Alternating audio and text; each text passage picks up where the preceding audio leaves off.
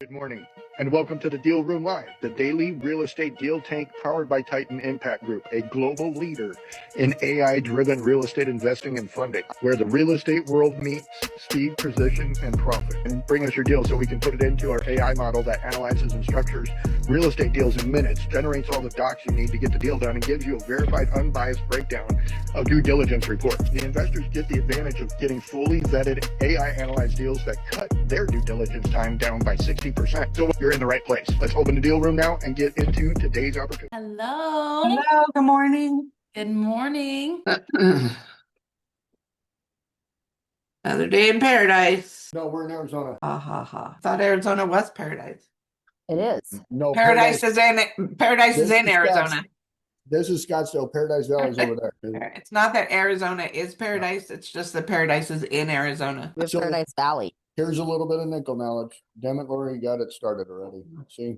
So if anybody wants to hear some really cool history, raise your hand. Okay, thanks. So the state of Arizona became a state on Valentine's Day, 1912. All right. So Okay. everybody's like, okay, so what? If you think back a little bit before that, though, like the last state to become part of the Union was Arizona before we invaded Hawaii and Alaska and took that. But it's called State 48 because it was the 48th state of the entire continental United States. So we have 49 and 50 as Alaska and Hawaii, but the last of the entire thing, and it was called the Manifesto Destiny back when Abraham Lincoln was around. There was literally a civil war here called the Paradise Valley War from literally like 1870 to 1912. And that's why it took that long to get it adopted as a state. It actually in 1861 got territory status during the Civil War and was actually called the Confederate State of Arizona. And then after the Confederate War, it took until 1912 for the Civil War to end here. Wow. Yeah. I didn't know that. Look it up. It's called the Paradise Valley War. So pretty interesting history behind it. Lots of craziness and insanity. But we're going to go into it a little bit today. Fun facts with Thomas Dobzik. So not a far cry from the People's Republic of Arizona then. Right.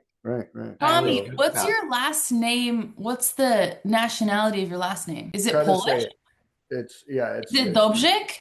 Dobzik. Yeah, that's the exact way to say it as a Polak. Because- wow, Katya Because- wins. My boyfriend is Polish, so I'm learning Polish and I'm getting better at it. So I can say jak tam u was?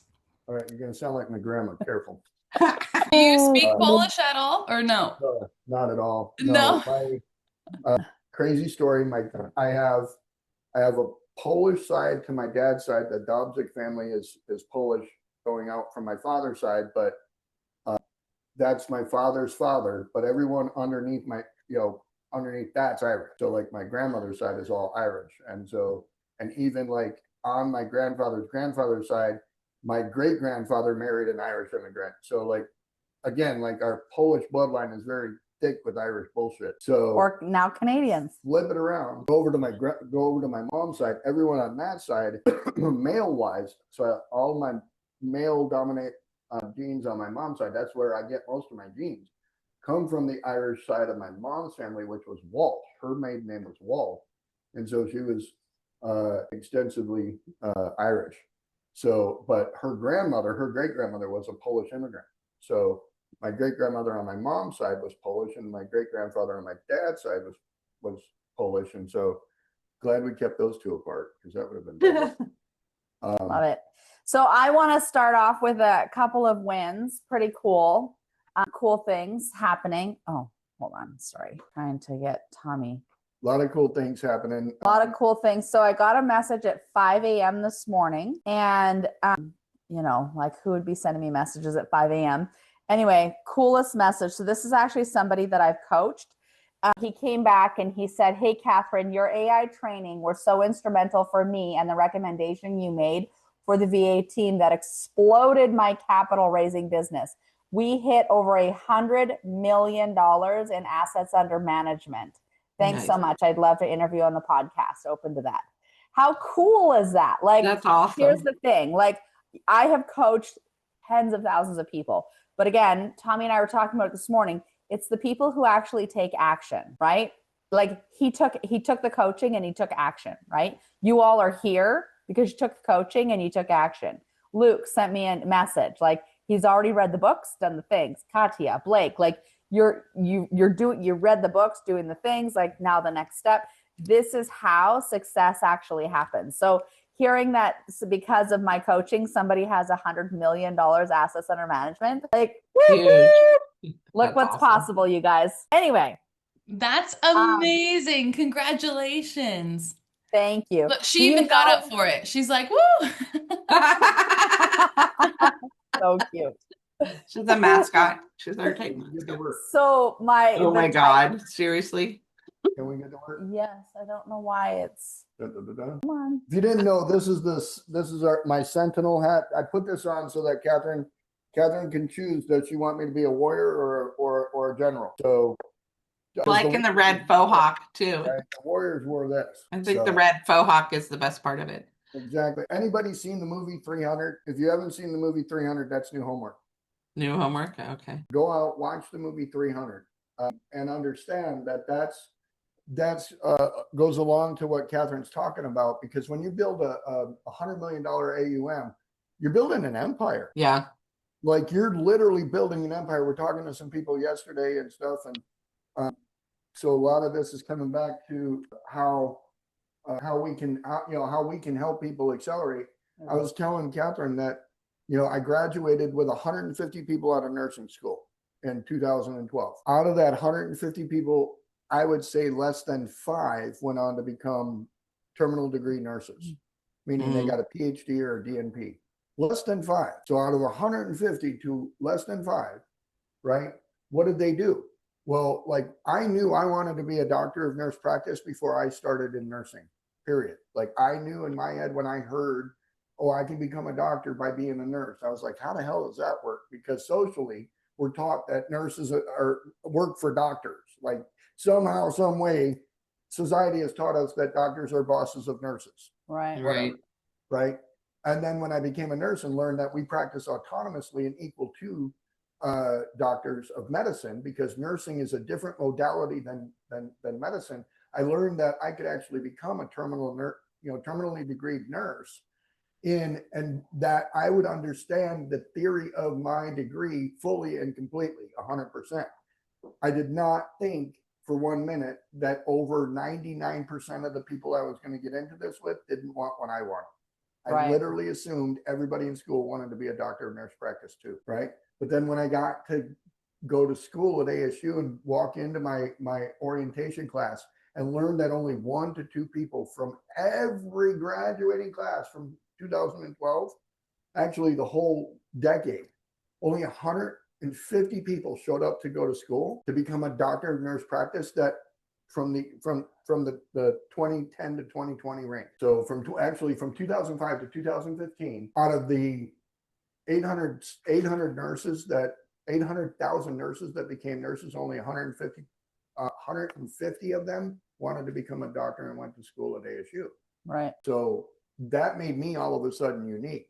When I walked into class and realized that, I'm like, holy crap, that's kind of crazy. I don't like the mirror, like. I can't help I'm you. gonna play with this. Okay. There's too many of you. I can't. God, Okay. one is enough. Wow. We've got issues. Okay.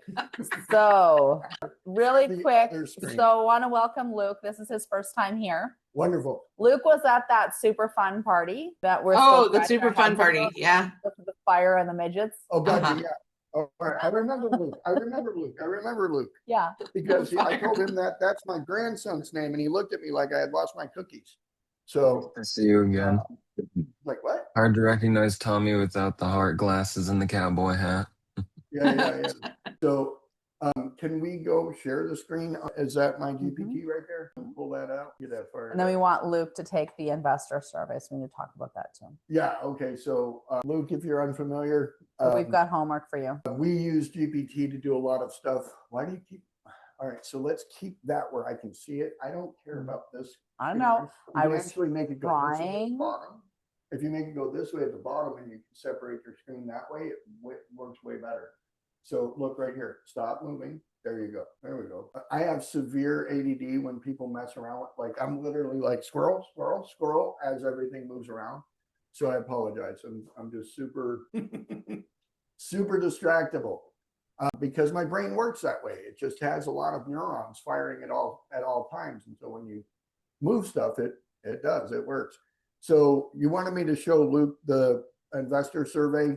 Correct. Luke, we use a lot of AI to do things. We have created GPTs for doing due diligence on land, doing free estimates on rehab and fix and flip property. We create legal like documents.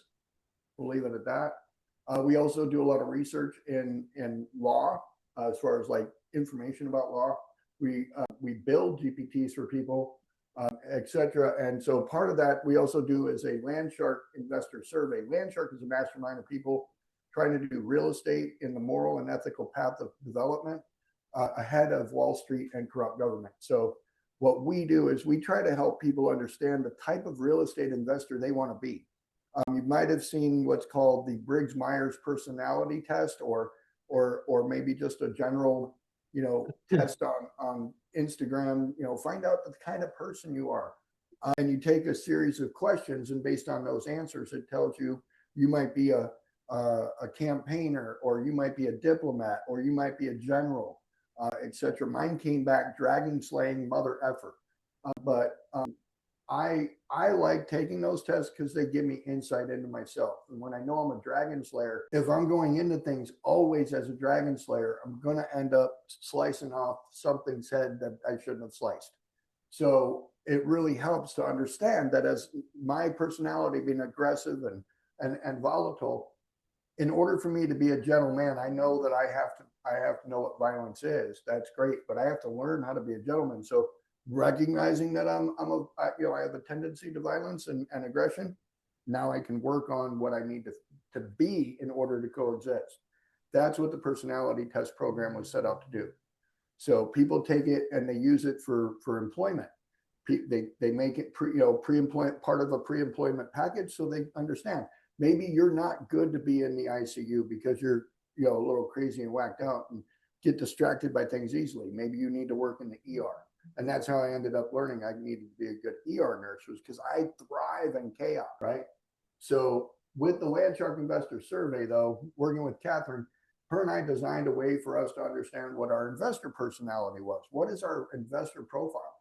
And in the Landshark Investor Survey, you'll answer a bunch of questions, and results come out that you're going to be given two main archetypes. You're going to be given the two types of investors we see on a regular basis in the world, and then you're going to be given supportive personalities.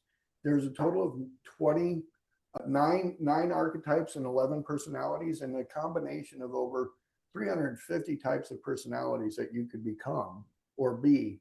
The combinations can switch. It's very interesting on the results side of it. Once you get the results from the test or the survey, there's no right or wrong questions. I hate calling it a test, but it's a survey. 125 questions. When you get those results, it's going to give you instruction on how to get the assessment evaluated.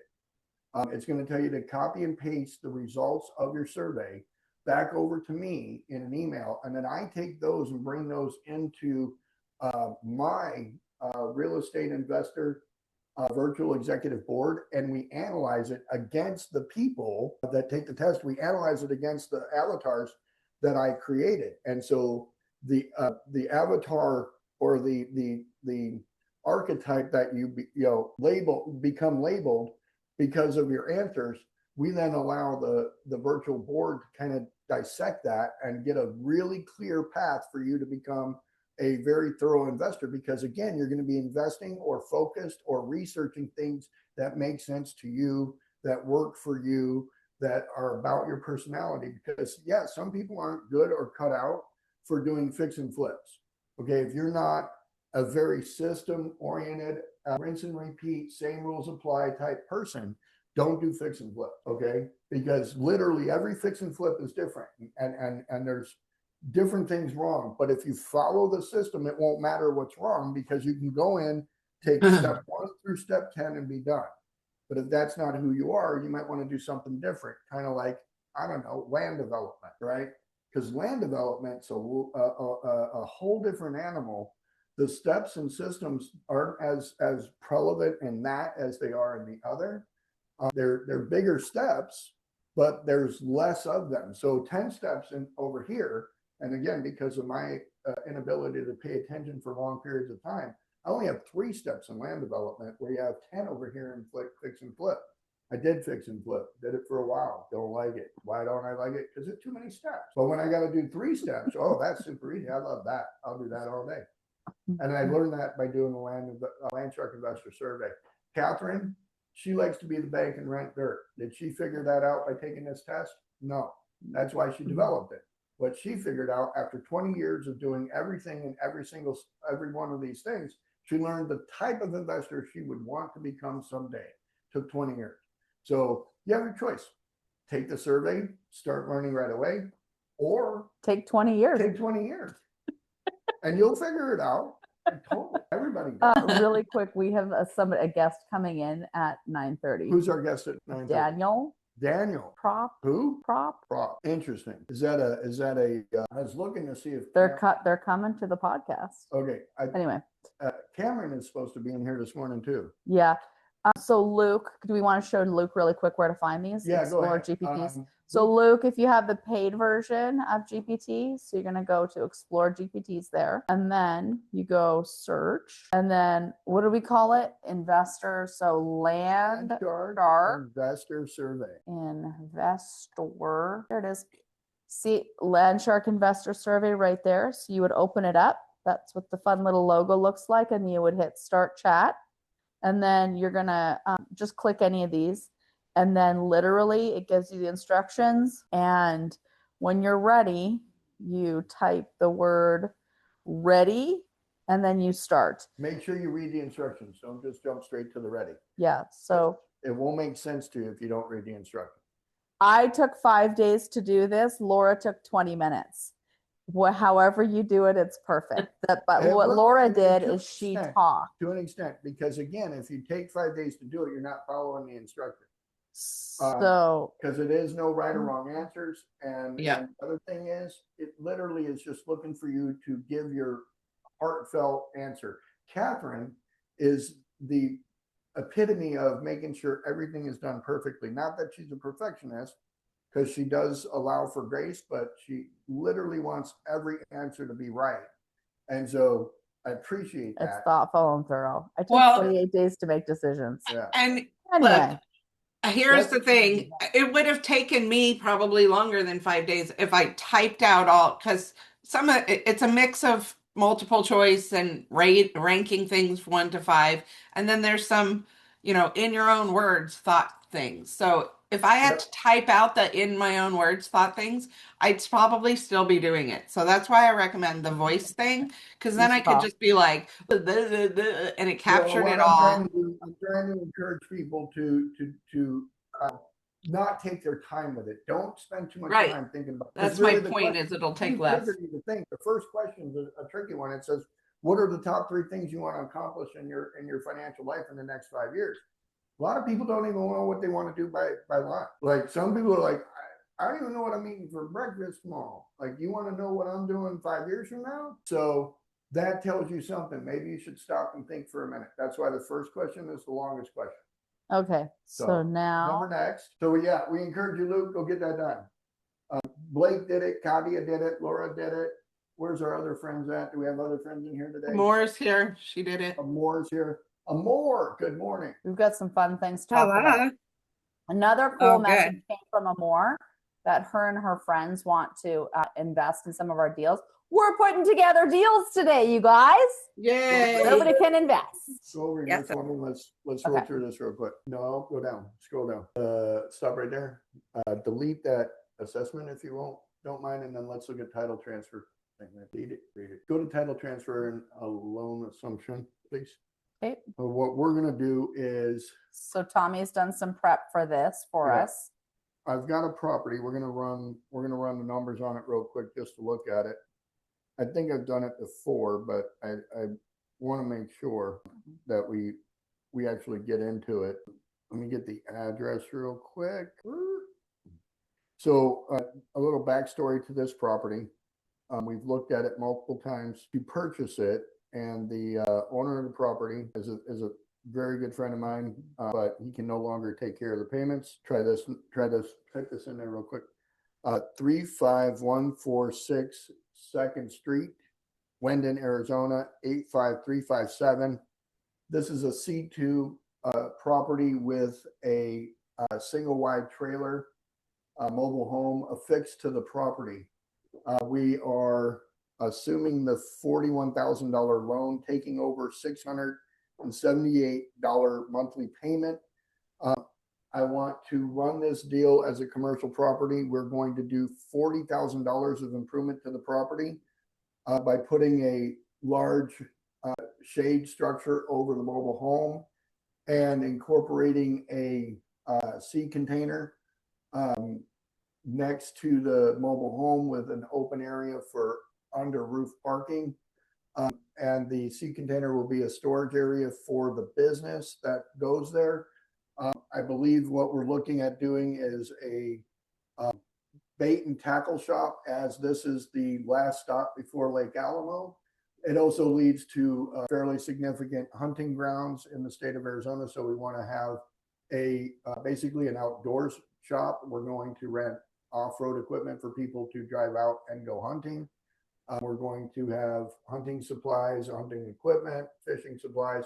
We're going to build this business out for somebody and sell it for $400,000 owner financing. And there we go. And we're going to put this deal together here in Deal Hunter. So go ahead and run this deal together. Give us the financials that we need to look at, follow all the rules, run this deal. So Luke, you can see he literally just spoke to it the whole time, and it literally transcribed the whole thing. So when we talk to it, we give it more details than when we type. So it's a really important piece to be using. And so this is the deal one of the deals I can present to you more is that on this one, we're looking for a $40,000 contribution to the development, returned in 6 to 8 months. We're going to get this up on CoStar, listed as a commercial property business, and see if we can't get a buyer to come to the table with 20%. So 20% of 400,000 is $80,000. And then we'll put them on some sort of structured payment plan of 7 to 12%. Interest only, balloon in 10 years. We'll give them a 10-year balloon so we can sell the note and make our money back. So while this is thinking, let's go up, because I'm going to go and show everybody kind of what we've been doing. So people are messaging me that they're watching us live right now. So any of you that want to actually join us, send me a message, a DM, and I'll give you the link right now. Okay. To actually come join us live. What? Yeah. So people are texting me that they're on TikTok and Facebook watching us so live. All we got to do, people that are on TikTok and Facebook, we ain't got to reply to them or send them messages, because that takes away from the people that are here. You people are not paying to be here. So you people need to go to landsharkmastermind.com and put up some money like these people have. They put up their time and attention. You get off your lazy ass and come over to landsharkmastermind.com and join us. I need to pay attention to this. Go up, please. And that goes for you too over there. I can't, it's thinking, I can't. We're scroll scrolled up. You can scroll up all the way to the top, because I've already done some work here. So what I did was I told it that Rick and I are swinging this deal, and that what we're going to do is we're going to do 100% assumable loan with this, and Sherman gave us the go ahead. So scroll down a little bit. What I said was, give me in a Canvas the DIY transfer, title transfer, and loan assumption guide for Rick, because Rick's never done this. So I need to make Rick comfortable. He's the current owner. Sherman's the lender, and Rick told Sherman, get us involved. Hoy is our partner on this. And so he's going to put it in Summits Investments AC LLC. And we're going to do a quick claim deed with a loan assumption and then a payment responsibility. We're going to put a credit card on file. So we've got holding costs settled. What happened to it? It just jumped down to the bottom. No, it didn't. Oh, wait. It moved That up. was weird. So, because what it did was I think it edited the canvas.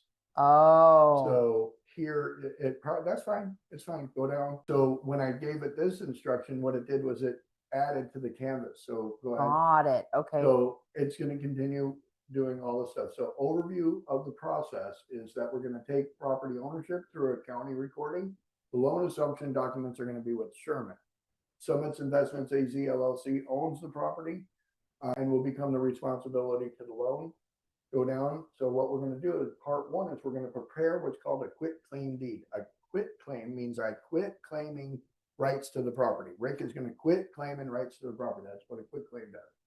The information needed is here located under, like a legal description, APN, etc.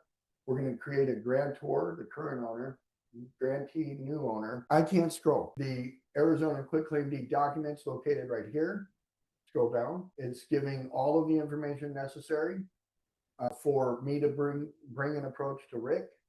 We're going to get Rick to sign it. We're going to get us to sign it. Is it delaying? Is it? Yeah. So move it up a little bit more then. Complete. Can you like expand it out all the way so that we can see more of it? There we go. The affidavit of property value. This is important.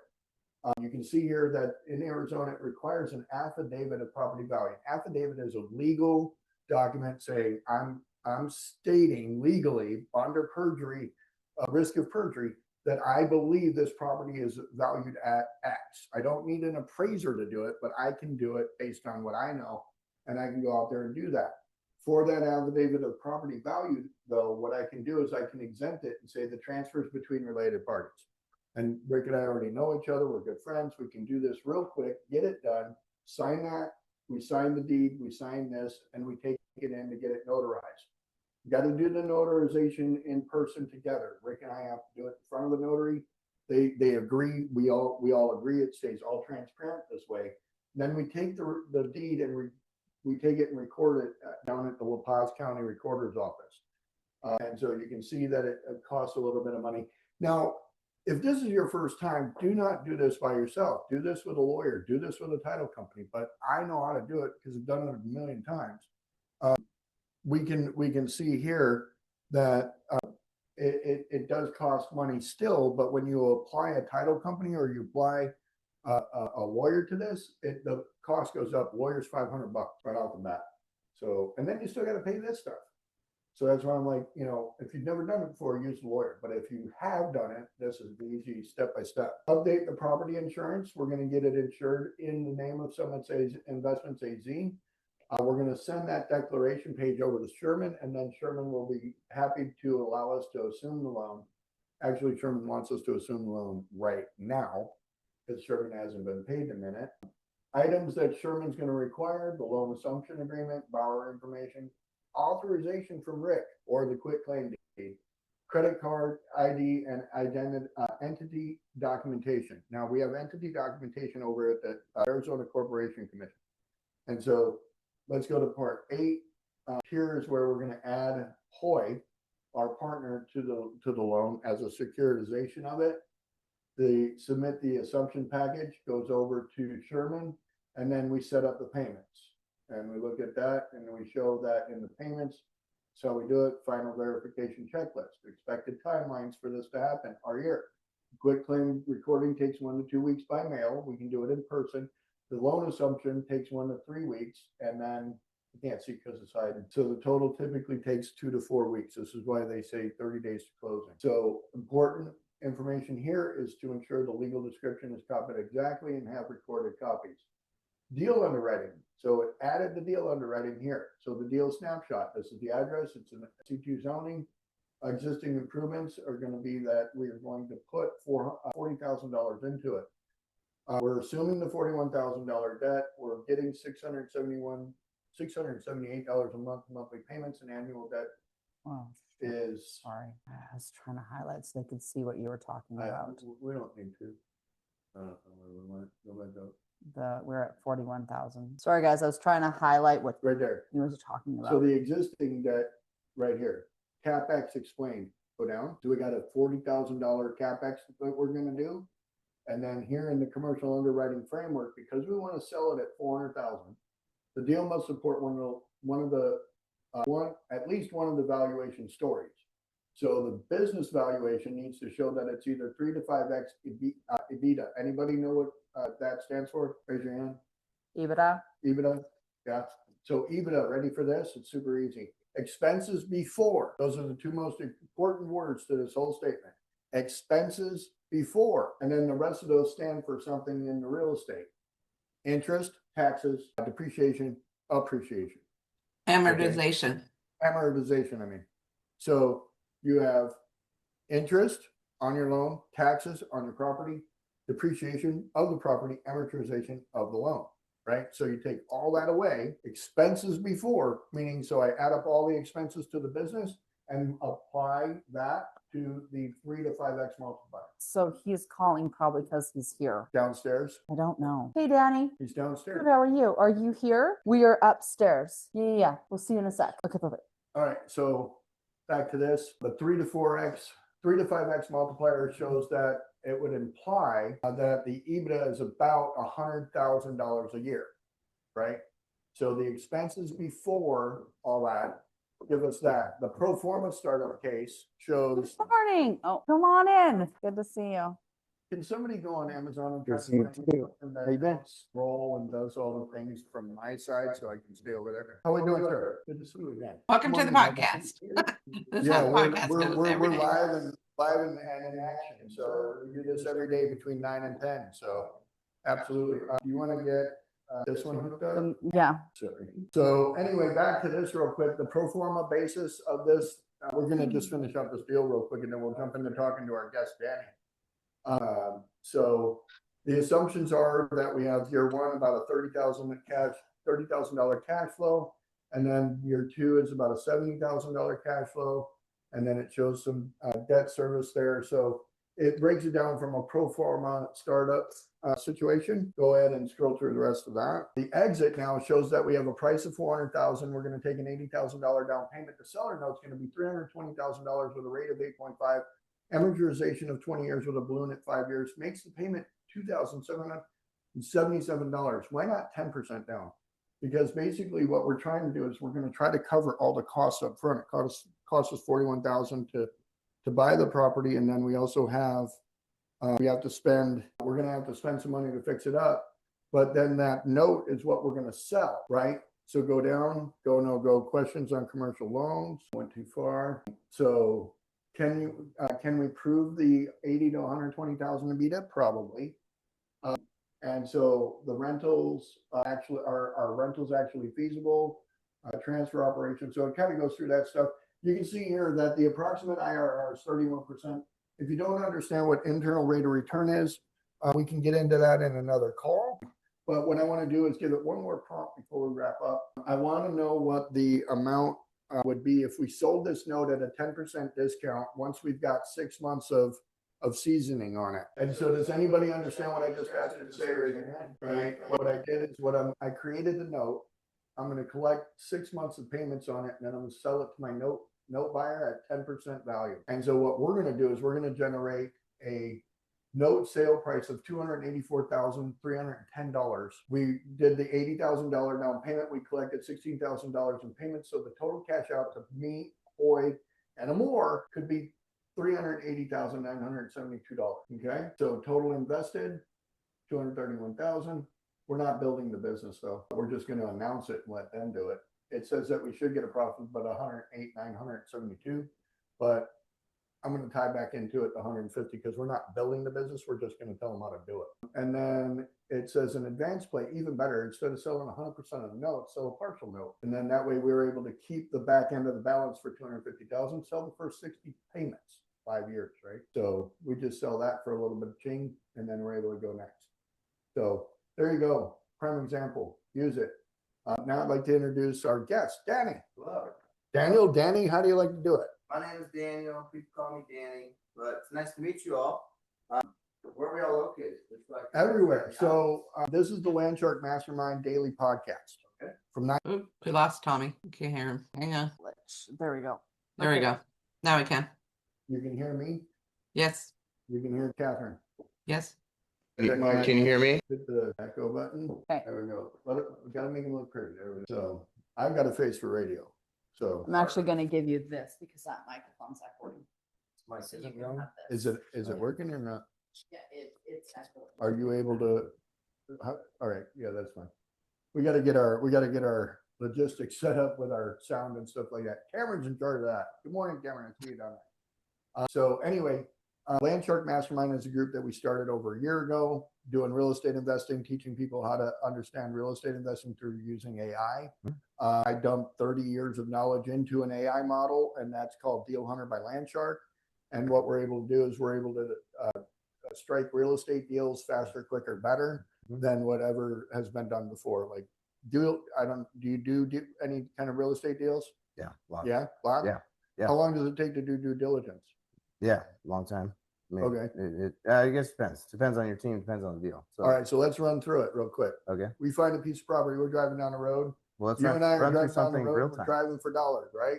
We're driving for dollars. We see a sign on the side of the road, for sale by owner, right? Don't even have to mess with an agent. We see a for sale by owner. How long do you think it'll take before we find out if that's going to be something we make an offer on? I have no idea. Depends on what your program is and your processes are. But Right. you tell me. You tell me. So what your for program me, is. let's just say it's a for sale by owner. I'm going to call them. I'm going to leave a message. I'm going to wait a few days to get some details. When I get back to the office, I'm going to go to the property appraiser's website and pull it up and look at it. Or I'm going to call somebody on my team and say, hey, start digging on this property. Let's find what's going on with it. They're going to have to go into the county records. They're going to try to pull an owner's name. They're going to find out last sales history.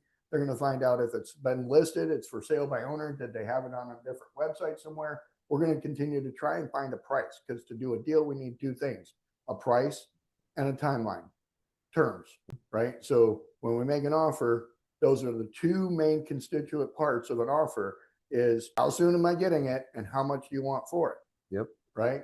And so with those two things in mind, for me to get those two answered, we're calculating it could possibly take up to 3 days to finally decide after 3 days, am I going to make an offer on this property? Right. And so after 3 days, am I going to make an offer on this property is just an answer of yes or no. Now, what kind of offer I'm going to make comes from the conversation I have with the person, if I even got a hold of them. Right. And so usually when I'm coming up with an idea of how I want to make an offer on a property, it's going to take me some more time. I've got to gather more information, bring that to myself or my team, disseminate it, and then decide, can we do a creative deal? Are we going to need to do a conventional deal? Am I going to have to find private money? How am I going to break all this out? That could take 3 weeks. By the time I get to the end of that, let's just say I set it up to do a conventional loan, and then all of a sudden something falls through and the bank says, guess what? We can't do it. I have to go back and recalculate all my numbers, even maybe offer something different to the seller. And it could take anywhere between 3 and 6 months to get a deal done. Am I facting? 1,000. Is my math mathing? 100%. Yeah. Yeah, Absolutely. I love it. Yeah. So what I did was I was tired of that. And so what we did was we came up with what's called Deal Hunter by Land Shark. Will you go pop that up for me? We were just working in there. Do you have something you're working on right now? Yeah. Yeah. I got a number of projects working on. Are Yeah, you we're anything, building. anything you're like about to close up? Close up, meaning like close on the land or like close on the buildings or what? Yeah, tell me about what you're doing right now. So yeah, so we're a development company. Our office is right over in North Scottsdale. Silverado AI is the name of our company, standing for Authentic Intelligence, and we are developing what we call biz tech parks, which are small. It's a small bay industrial product that we're selling as condos because we believe in small business. We believe that really it's small business owners, entrepreneurs, innovators, creators. We're the life force of our society, right? And so, and in Phoenix specifically, with everything that's going on with TSMC and the 160 to 200 billion, I've heard a various range of numbers of how much they're building, but over the next 10 years, there's a shortage in small bay industrial product as it stands, and what's out there, a lot of it is for lease. So we do have a for lease product as well, but our primary focus is selling condos. So divisible down to 2,500 square feet. We're building buildings that are 1,800 or 18,000 or 20,000 on the high end and about 12,000 on the low end that can be divisible, like I said, down to 2,500 square feet. Most of what we're seeing is is people coming in and buying like half of a 13,000 square foot building. Some of them in certain applications have yard spaces. So yeah, we have 4 projects right now. One of which that I own up in Surprise off of Happy Valley Road, 7.5 acres, and then we've got another one in Peoria that we're in the process of putting in escrow right now, and then one in the Southeast Valley. So yeah, we're built right now. We have about 400,000 square feet in the process. And all of that is on the front end of, we've been doing the due diligence. We've been working with the architects and engineers to design and create this product type. So Right. Oh, Yeah. that's awesome. No, that's awesome. So one of the things that I created with this, if you don't mind, take it over to GPT, explore GPTs. Are you into AI at all? Oh, yeah. Okay, so we created our own AI called Deal Hunter by Landshark, and it's free for everyone to use. There it is over there. It's on the other side of your screen over there. Deal Hunter by Landshark. It does research and analysis for real estate deals. Go ahead and start a chat. If you don't mind, do you have a property that already has building on it and you're listing it and selling it, or no, these are all ground up developments. so far you're just doing the ground up? Okay. Does any of them have an address? No. Nothing got a No. PO No, box but I mean, yet? you could, if you're looking for an address just on our building that we office out of, which you guys came, that's actually a prototype of product type that we're building. Okay. Or, I do have, I'm trying to think if I have other addresses of, We're just trying to find something that we can do a demo on with you yeah. and show people what you're doing. So Yeah, I could give you drop-ins. I don't have addresses, but Right. because it's all vacant land parcels. yeah. So let's just use your address down there where your office Yeah, is in Tempe, where 17 we're at. 1733 North Greenfield Road, Mesa, Arizona 85205. Run this deal. that right? Okay. Get rid of all this bill. Yeah. My teeth are not in the way today. Run this deal. So are you familiar with how AI prompts work and all that? So when I designed this GPT, I didn't want to be like, in the role of a developer, give me the professional example of blah, blah, blah, blah. Because like, if everybody has to remember how to talk to ChatGPT, what's the freaking point? Right? I want it to be conversational. Yeah. So when I built this and put 60 hours of work into it, I told it, I want it very simple. Run this deal means run this deal the way I would. And so the main instruction I give it is run this deal the way I would. Means that it's going to go through and it's going to go look at every website that I would have had to go look at. It's going to go look at every government website that I would have had to find. It will go through every website of realtors that might have listed this thing. Like, so all the stuff I would have told my team to go do, this is doing it. Yep. Right now. Yep. Takes less than 3 minutes, sometimes 2 minutes and 38 seconds. It likes to push my button sometimes. It takes a long time to do this shit. Yeah.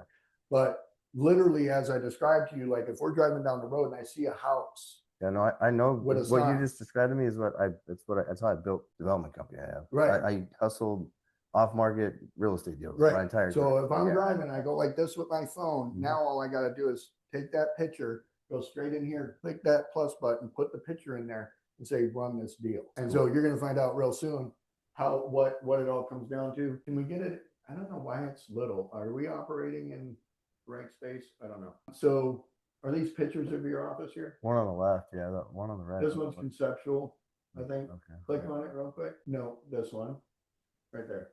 So it ran for a minute and 22 seconds.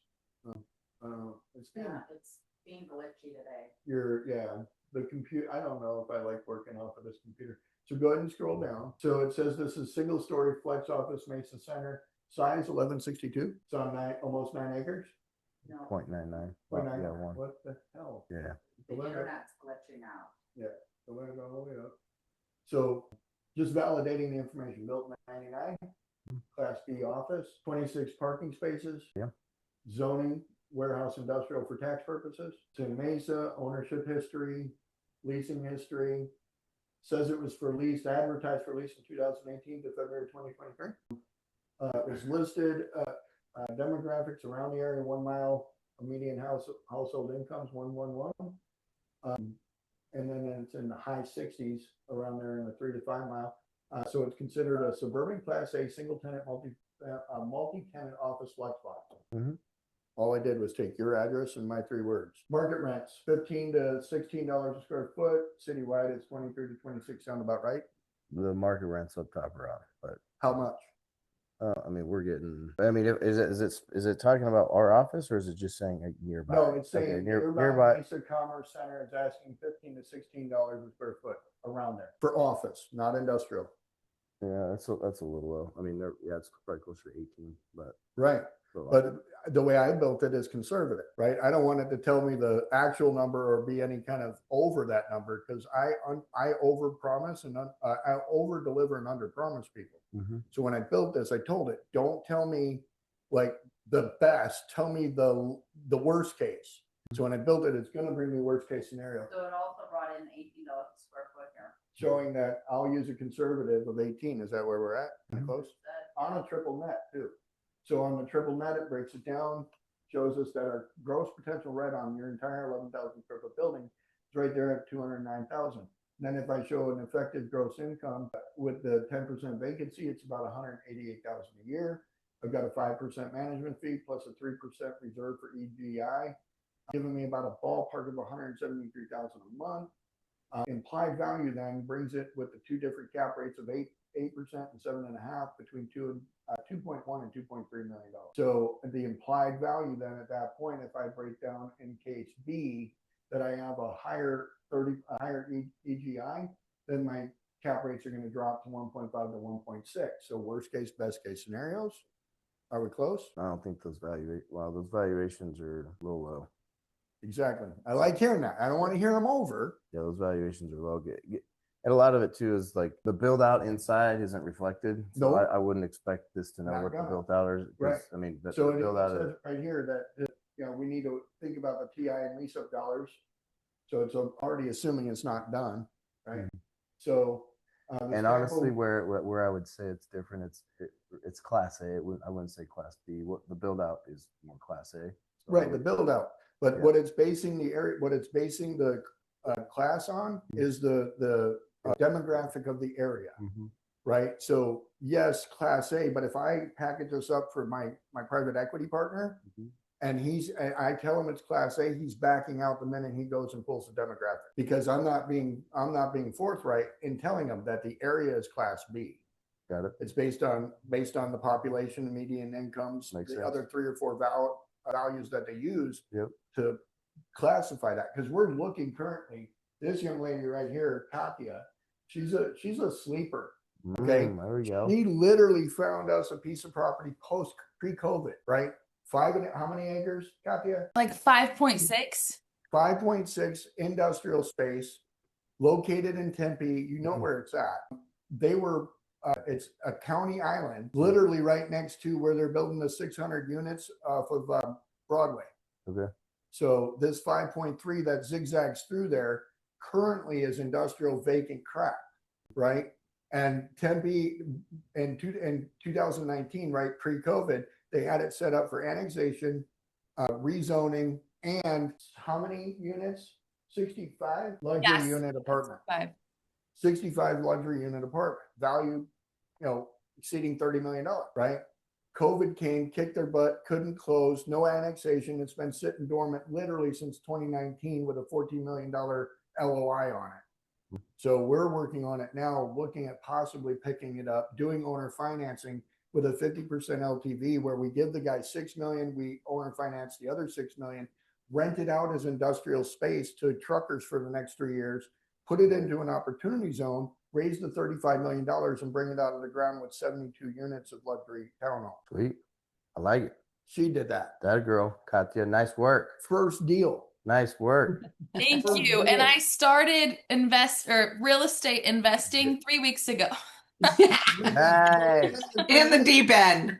She did that. I That's gave our her girl. homework. I'm like, go find something. She came Let's back with this, go. That's dope. right? That's awesome. And she did it using this. That's cool. She just went on deal and she's like, find me I need to impress my teacher. Find me industrial land because he's a dirt dog. Boom. He's a dirt dog. Dirt Right? dog. And so boom, and brought it back. So to go finish through this here sample DSCR thing, if we buy it, showing that we want to have, if we purchase price your property for 2.1, we're going to get a 1.47 loan. And we're going to it's going to give us a DSCR. So with the annual debt service of about 125 to 135, we have a good stabilized NOI it'll give us a 1.3 to 1.4 DSCR ratio. So, and here it brings up the risks, or hair on it. I love that it uses my words. There's hair on these balls. Yes. So, only we understand that, guys. Yeah, it's a suburban office in post-COVID world. So lenders are care more about the tenant quality, lease terms, rollover schedule, and your global income from everything. So these are important things to remember from the lender view. Finding funding pathways, 3 ways to structure it. It gives us option 1. We won't bore him with the details. Option 2, because he's not selling the building, SBA 405 or a 7A. Scroll down, option 3. But this is an option for you to pull capital too. You could literally take one of these plans and do this with yourself. You can get a $5 million SBA loan. So if you need more capital to play with, like this just popped in my head. I'm literally just talking from my, like, something's like, tell this guy about this. You can go get a $5 million SBA loan, rebuy your building, and then reinvest all your capital. And you're only getting your SBA loan at like 4, 5, 6%. So it's ridiculous cash. Me and my partner did this 36 times between 2020 and 2024. And it was just continually using his property to go and do a deal and come back, pay it off, do it again.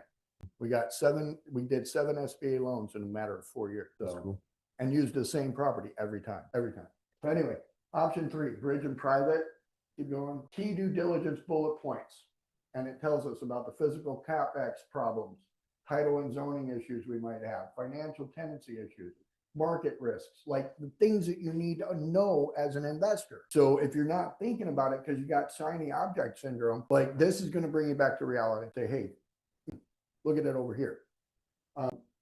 What I need to do to finish the underwriting brings it all together for me. And next steps and actions are here. It'll tell me what else it wants me to do. It supplies me with 1. Usually there's 4 or 5 options. Well, it's still like process. Yeah, it's stuck. We need to close it and reopen it because it didn't finish thinking. And So- close this because again, so we start, I think Find a. I mean, we're looking to buy like three other sites right now, and we're also looking for like a med tech product as well, medical Okay. office. So do like in real time. Okay, where like what Katia just did. Sure. shut it down and reopen it because it's still, like you said, it's still thinking. So close it out and we'll do some hunting. We call it diving for dollars instead of driving for dollars. Land shark dives for dollars. $5. We dive for dollars. No, you need to close it, go down here, exit, quit, now pop it again. Okay, before we show them that, I want to show them what we're doing up north. Because how old are you? 42. Damn, you're young. This is where you're going to retire. Click on Linden too real quick. Oops. We're building the first Gen X retirement community, and we're going to be building luxury tiny houses with RV garages out in the desert in Wendon, Arizona. Out by Dope. Lake Where's Alamo. Wendon? Lake Alamo. Where's that? You take out to Wickenburg instead of going north to Vegas, go south back to California. We're Okay. 60 miles from the California border at the corner of Lake Alamo Road and Highway 60. That's sweet. So we got 30 acres out there. We're going to do these tiny homes with the RV garages. And it's going to have a off-road test track, 9-acre off-road test track. And we're going to have a gold mining, gold panning operation in the back corner. That's cool. So That's legit. yeah, we're closing on this. So we're in the land buying business too. We go after some stuff. Go ahead and pop that open again. Let's run a project real quick. That's fine. It finished it. So go ahead and go over to the Deal Hunter VPT. And again, I also created free estimates for fix and flippers and rehabbers. You can take 20 pictures of a house, outside, inside, just a kitchen, I don't care, and load it into this and say, I want to do a rehab. Here's the zip code. Provide me with a free estimate. And boom, it'll provide you with a free estimate as if you're a Arizona ROC contractor was standing in front of it. And then it'll also supply you with a material list. It'll supply you with a breakdown of what material costs are, what your labor costs are. And then there are also sources where it got that information. Lowe's, Home Depot, like, so you know where to go buy it, That's cool. right? And so everything that we built, including this, will source it. So go ahead and put this in there. All right, today we're going to do a little diving into finding some land and real estate in the Arizona area. I'm looking in the Phoenix metro market, everywhere from Tonopah to Santan Valley, north to New River. I want to find at least 2.5 acres to 20 acres that's subdividable. It needs to be able to be rezoned from whatever it is now over to manufacturing, light industrial, commercial 2, commercial 3. And it needs to have at least one of the 4 aspects of land development: access, electric, water, waste. Provide us with a list of 20 of those from our listing websites that are on market all the way to our off-market listing websites such as Facebook Marketplace, Craigslist, and FSBO websites. Do searches across all of the CoStar or Crexy listing sites for any vacant buildings that could be scraped as well. And so we're going to get probably about a 3-minute think time on this one as well. I have a call with the speaker for the summit. I need to. At what time? Oh, we're at 10 o'clock. We're already past, huh? Yeah, but I know you still want to have this meeting with him, and this is super important. Yeah. So I just need to turn this over to you to. I appreciate it. When's your guys' summit? May 19th through the May 19th through the 24th. Yeah. This is going to be the Opportunity Zone Summit and Wealthwise Women. So 3 days of Opportunity Zones, 3 days of Wealthwise Women. We're going to do a whole lot of teaching, a whole lot of explaining, and getting people tuned into either not paying the government taxes. It's going to shut this down, the webinar. All right. Or, well, it'll shut it down here. This one's still running, right? You can't turn host over to Laura or anybody? I have turned it over. Laura, let me see if I turn the host over to you, if it still shuts it down. Good. We'll try it. We'll see what happens. If we'll pray real quick before she, hits the button. Heavenly Father, we thank everyone for showing up this morning to the meeting. And we ask that you go take these people out into your world so they do right, do well. And we ask that you do this through your son's name. Amen. So Amen. Everybody have a wonderful day. Go out and do good and do well. Thank you. Hit So the- good to meet you all. Hit the button. Everybody